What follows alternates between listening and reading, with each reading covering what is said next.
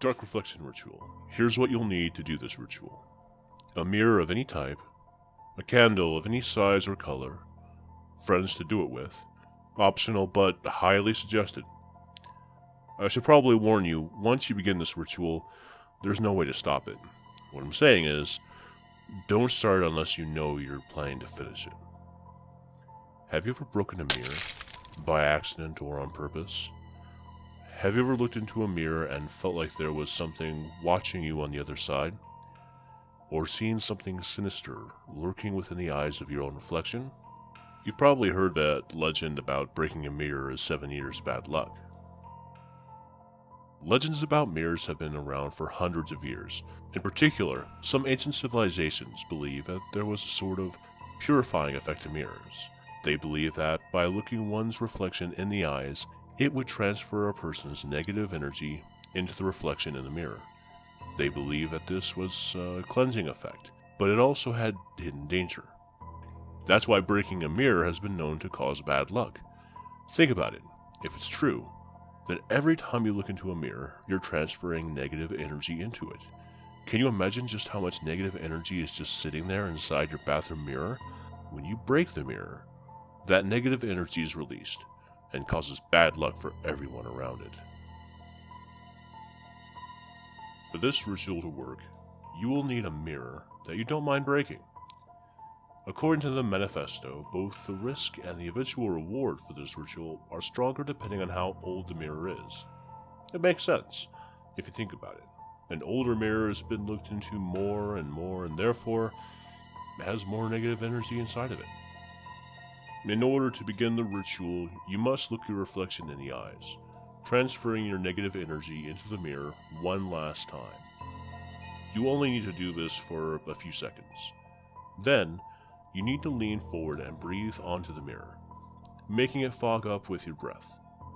My sources refer to this as anointing the mirror with your breath. At first, you might find this strange, but do a little digging and I think you'll find that the word breath once meant something similar to spirit. By breathing in the mirror, you are symbolically linking yourself to the mirror and to the negative energy contained inside. This linking is critical to the success of the ritual. Now everyone in the group needs to do this step as well, before moving on to the next one. After this is completed, you can light the candle. Use the candle to burn the mirror. This agitates the negative energy inside. You only need to do this for a few seconds, or until there is a noticeable black mark on the mirror. Note that the longer you do this for, the more agitated the negative energy will become. After this, the final step is breaking the mirror. Once this step is done, I suggest you start running. You see, it's actually a common misconception that when a person breaks a mirror, they'll be followed by bad luck. This is not true. When a mirror is broken, the bad energy stays in one spot, near the broken mirror, until it eventually dissipates, or at least it normally does. If you have completed the above steps, then you have tied yourself to the negative energies through the medium of your breath. This means that the negative energy will pursue you wherever you go. This is why I said earlier that it would be best to complete this ritual with a group. If there's only one person doing this ritual, then all the negative energy will pursue that one person. But if there's a group, then the negative energy will be spread more thinly. This increases your odds of survival. Bad luck will follow you throughout the night. At first, it'll start out as small incidents, a chipped nail or a flat tire. The incidents will begin to escalate, though, as increasingly horrific things begin to happen around you. Eventually, these incidents will become life-threatening, no matter how many people you did the ritual with.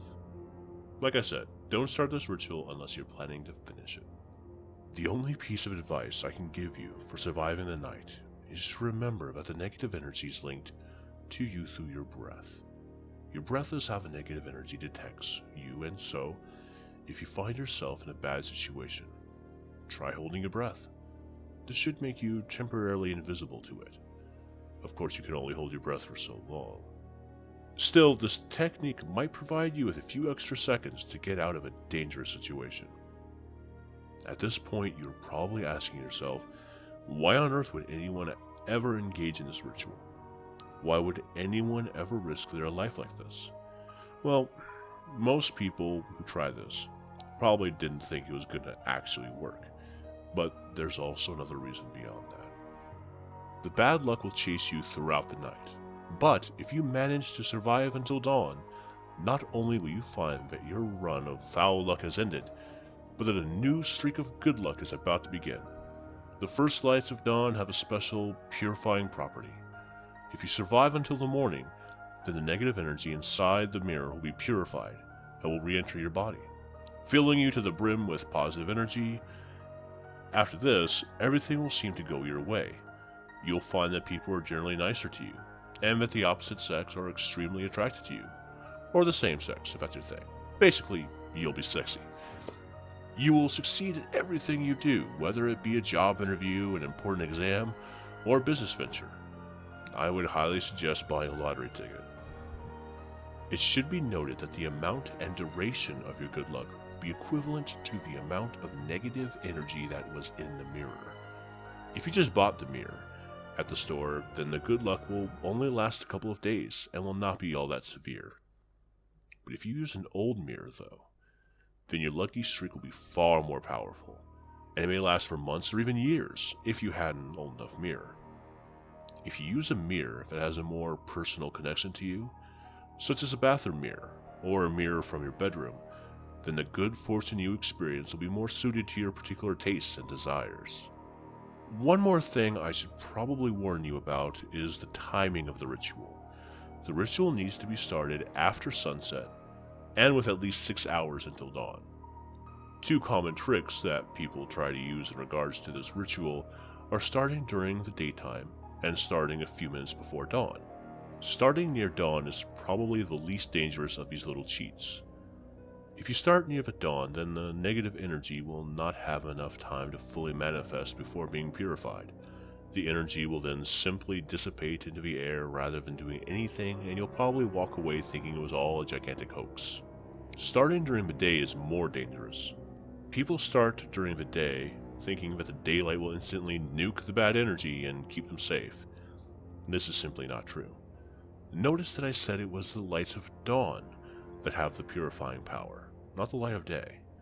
By starting during the day, you actually give the bad luck more time to pursue you, and thus decrease your odds of survival significantly.